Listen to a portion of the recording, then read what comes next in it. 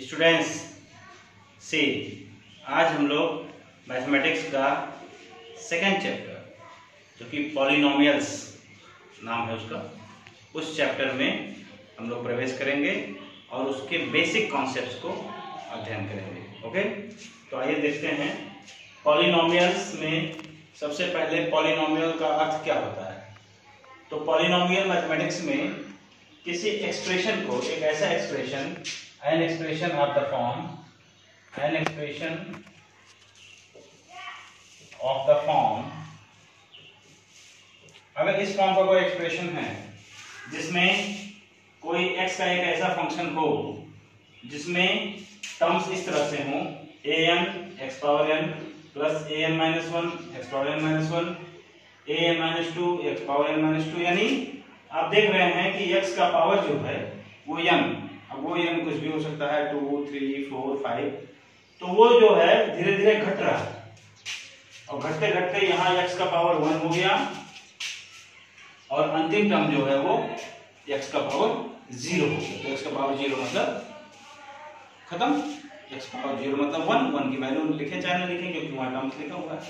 यानी आपको पता है कि x का कोई भी पावर घटते हुए क्रम में अगर जोड़ के लिखा गया हो तो वो एक एक्सप्रेशन बनाता है, उस एक्सप्रेशन को हम पॉलिनोमियल कह सकते हैं। जैसे यहाँ देखिए एग्जांपल के तौर पे, अच्छा यहाँ पे ये जो आगे हमने कोफिशिएंट या मल्टीप्लायर यहाँ लगाया हुआ है, इसमें an जो होगा या an माइनस 1 an माइनस 2 इसकी वैल्यू 0 के बराबर नहीं होनी चाहिए, क्योंकि आपको पता है कि अगर ये 0 बराबर हुई तो ये टर्म ही 0 हो जाएगा, यानी वो टर्म हट जाएगा वहां से, तो ये 0 बराबर ना हो।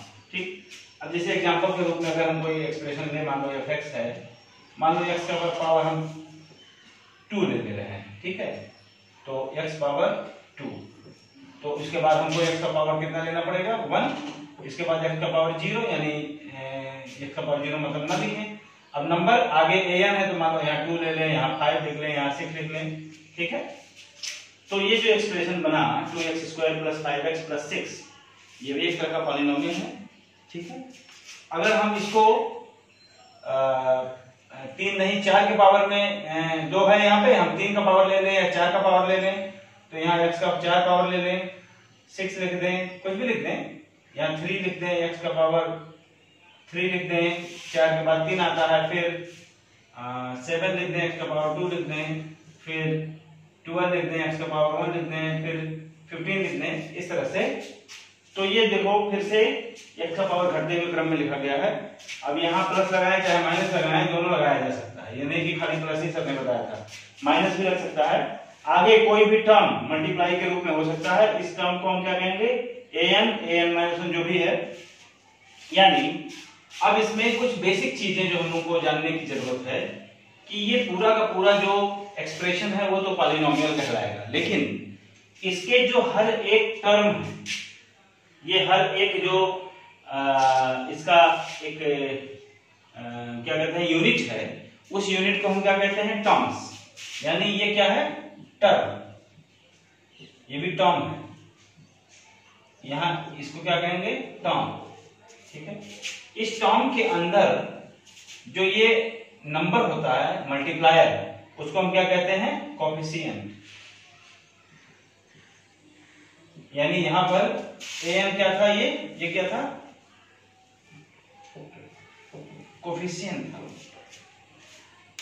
और ये जो x का पावर है, x का पावर 4, ये क्या है, ये है वेरिएबल, ये बदल रहा है, बदलने वाली वैल्यू है, तो इसको हम वेरिएबल कहेंगे, ठीक है। तो किसी भी पॉलिनोमियल में जो तमाम यूनिट्स होते हैं जोड़े जाते हैं, उन सारे यूनिट्स को क्या कहते हैं टर्म्स, ठीक है।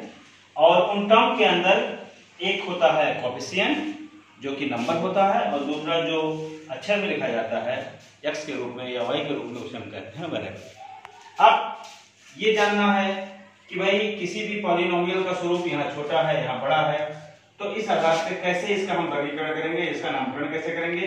तो अगर सबसे पहले ये देखिए 3x प्लस 5, इसमें x जो है वो एक पावर में है, सिंगल पावर में, ठीक। यहाँ पर x कितने पावर में है, 2 पावर में है, इसमें x कितने पावर में है, 4 पावर में, मतलब मैक्सिमम पावर, छोटा पावर भी है लेकिन जो बड़ा से बड़ा पावर है। तो उस पावर के आधार पर उसकी डिग्री बताई जाती है। तो इसकी डिग्री कितनी हुई, फर्स्ट डिग्री। क्यों, क्योंकि इसका पावर 1 है, इसका पावर 2 है मैक्सिमम, तो इसकी डिग्री कितनी हुई, सेकंड डिग्री का इक्वेशन है। इसका पावर 4 है तो इसकी डिग्री कितनी हुई, फोर्थ डिग्री हुई, 4 डिग्री का। यानी जितने मैक्सिमम पावर वेरिएबल के ऊपर होंगे वो उसकी डिग्री कही जाएगी। ठीक है, अब आइए इन एक्सप्रेशंस का नाम कैसे रखा जाता है। मान लीजिए कि इसमें कितने टर्म्स हैं, टर्म्स के आधार पे 2 टर्म है, तो इस 2 टर्म वाले का नाम क्या होगा, बाइनोमियल। अगर ये वही टर्म है, मान लो 5x खाली दिया गया है या 5x² ही खाली दिया गया है, कुछ भी दिया गया है, तो ये क्या हुआ, ये क्या हुआ, मोनोमियल। ठीक है, लेकिन इसकी डिग्री अगर पूछेगा तो डिग्री कितनी होगी, इसकी 2 होगी। इसकी डिग्री पूछेगा तो इसकी डिग्री कितनी होगी, 1। ठीक है, तो डिग्री पहचानना कैसे होगा वो समझ गए, और टर्म्स के आधार पर उनका नामकरण कैसे होगा वो भी आप जान गए। एक टर्म को मोनोमियल, 2 टर्म को बाइनोमियल, 3 टर्म वाले को, जैसे इसमें कितने टर्म हैं, 3 टर्म, तो इसका नाम क्या होगा, ट्राइनोमियल, है ना। और 3 से ज्यादा टर्म वाले को हम क्या कहते हैं, पॉलीनॉम, क्योंकि अब 4, 5, 6, 7, 8 सबके नामकरण नहीं करेंगे, 3 तक के टर्म्स का हम लोगों के पास एक स्टैंडर्ड सिस्टम होता है, और 3 के बाद वाले टर्म्स को हम पॉलीनॉमियल से डिनोट करते हैं। ठीक है, अब देखिए पावर के आधार पे भी इनका नामकरण कैसे होगा।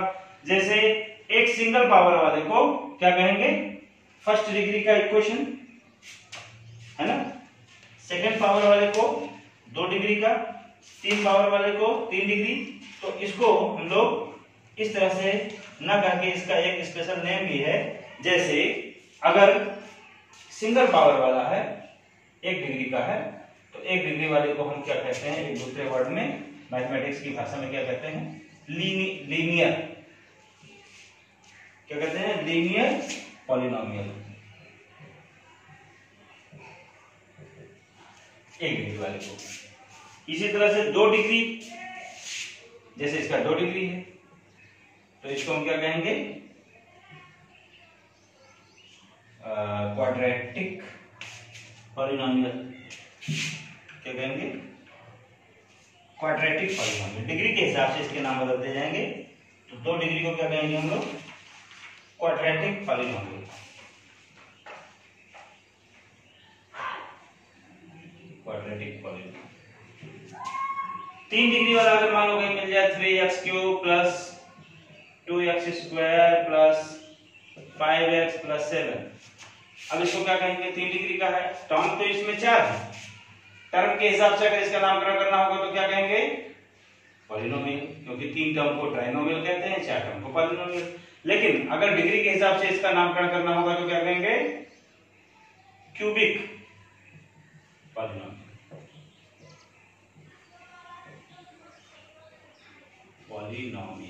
ठीक। इसी तरह से 4 अगर पावर वाला है तो उस 4 पावर वाले के टर्म्स तो बहुत सारे होंगे, तो नाम तो पॉलिनोमियल ही होगा। लेकिन इसके डिग्री के आधार पर अगर इसका नामकरण करना होगा तो क्या कहेंगे, 2 मतलब पावर 4 लगा है तो इसको जैसे क्वाड्रेटिक का मतलब होता है पावर 2, और क्वाड्रेटिक का डबल यानी डबल क्वाड्रेटिक है, तो डबल क्वाड्रेटिक का हम नाम क्या रखते हैं, बाई क्वाड्रेटिक। क्या रखते हैं, बाई क्वाड्रेटिक पॉलिनोमियल। ठीक है, तो इस आधार पे आप लोग इसका बेसिक जो स्ट्रक्चर है वो समझ जाइए कि हम लोग किसी पॉलिनोमियल की डिग्री कैसे पहचानते हैं, और उसके टर्म्स कैसे पहचानते हैं, और उसके कोएफिशिएंट्स कैसे जान पाते हैं। अब इसके बाद आता है जीरोज का। जीरोज, अब जीरोज में अगर हमको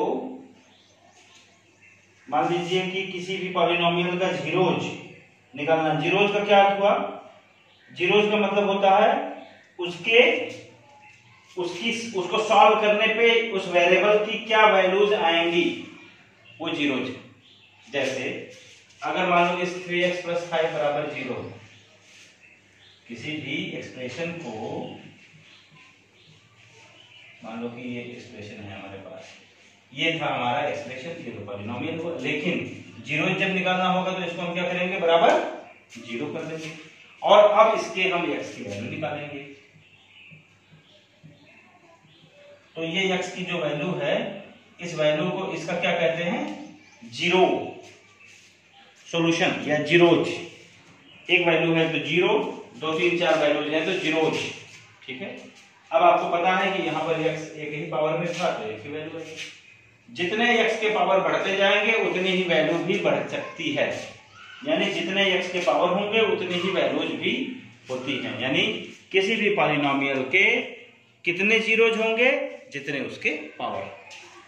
यानी अगर आपसे पूछे कि इस एक्सप्रेशन में कितने जीरोज हम निकालेंगे, तो आपको पता है कि इसके 4 जीरोज होंगे। इस एक्सप्रेशन के कितने जीरोज होंगे, तो इसको आप सीधा बताएंगे कि इसके 3 जीरो जाएंगे।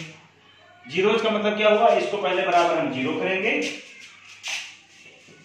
और फिर किसी भी अलजेब्रिक सिस्टम से इन टर्म्स को ब्रेकआउट करेंगे और इसके x की वैल्यू को निकालेंगे। तो ये बार बार x के 3 वैल्यू जाएंगे। यानी अब ये जीरोज निकालने का जो तरीका है, ये एक अगर सिंगल, अब 1 बाय 1 हम लोग चलें।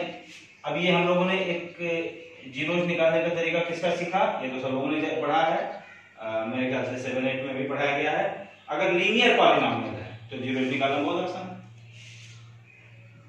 अगर क्वाड्रेटिक है, मान लो कि x² - 5x + 6, तो इसको बराबर 0 करेंगे। अब यहां से x की वैल्यू निकालनी है, तो आपके पास 2-3 मेथड हैं इसके। जैसे एक फार्मूला -b + √b² - 4ac/2a, याद होगा। या दूसरा एक ट्राइनोमियल फैक्टराइजेशन होता है इसका। जैसे इसका फैक्टर कैसे करेंगे, लास्ट में 6 है तो 6 को तोड़ेंगे, 3 × 2 = 6 और 3 और 2 जोड़ने में 5 आता है, तो इसको हम लोग ऐसे भी प्रैक्टिस करते हैं। 3 + 2x + 6 = 5, 0, यानी x² - 3x - 2x + 6 = 0। x common लिया, x - 3 - 2 कॉमन लिया, x - 3 = 0, यानी एक ब्रैकेट आएगा x - 3, एक ब्रैकेट आएगा x - 2 = 0, यानी x की 2 वैल्यू जाएंगी, एक 3 आ गया, एक 2। आपने सीधा देख लिया कि x की 2 वैल्यूज आ गई, इसको निकाल दिया गया। इसी तरह से अगर x की 3 वैल्यूज, मतलब 3 क्यूबिक पॉलिनोमियल हमारे सामने होगा, तो क्यूबिक पॉलिनोमियल को सॉल्व करने का मेथड हमारे पास क्या होता है, रिमाइंडर थ्योरम। रिमाइंडर थ्योरम से हम इसका जो वैल्यू है वो हम लोग पता कर लेते हैं। उसके लिए क्या करते हैं, उसके लिए x की वैल्यूज को हमें सेल्फ मानना पड़ता है। जैसे पहले हम 1 मानेंगे, फिर -1 मानेंगे, फिर 2 मानेंगे, फिर -2, मतलब जिस वैल्यू पर ये पूरा का पूरा एक्सप्रेशन 0 हो जाए, वो वैल्यू इसका एक फैक्टर कहलाएगी। ठीक है, तो वो जो पॉलिनोमियल क्यूबिक है, ये हम लोग नेक्स्ट सेक्शन में पढ़ेंगे। भी क्यूबिक है, इसके बाद बाई क्वाड्रेटिक भी पढ़ना है। आज हम लोग क्वाड्रेटिक तक का, यानी सिंगल पावर लीनियर और डबल पावर क्वाड्रेटिक, ठीक है, पॉलिनोमियल के तक के हम लोगों ने एक्सप्रेशंस समझ लिए, किए हैं। अब कुछ यहाँ पे होमवर्क दिए जा रहे हैं आप लोग के लिए, और सॉल्व यहाँ लिखा जा रहा है सॉल्व। अब सिंगल पावर के कुछ क्वेश्चन दिए जा रहे हैं, तो सिंगल पावर वाले तो बहुत ही आसान है।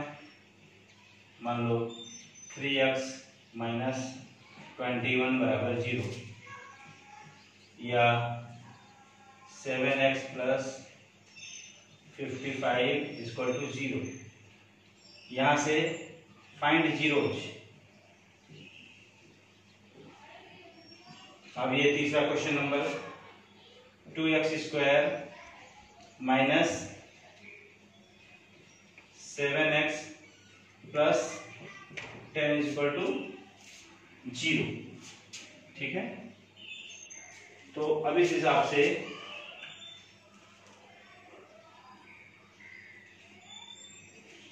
नहीं रख दिया जाए। एक क्वेश्चन और, 5 क्वेश्चन आप लोग करें।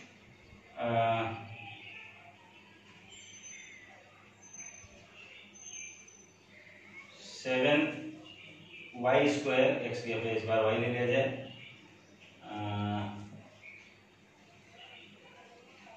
+8 = 0। यहाँ इस बार अगर माइनस ले लिया जाए और 10y ले लिया जाए तो इसको सॉल्व किया जाए, है ना। और एक क्वेश्चन और ले लिया जाए यहाँ पे, 3z² प्लस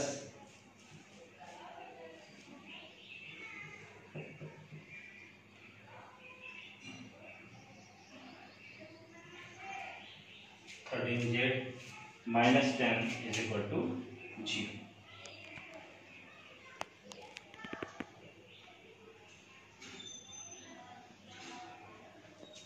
ठीक है, तो इन 5 क्वेश्चंस को आप लोग सॉल्व करें और इसके आगे हम लोग कल करेंगे। Okay, thank you.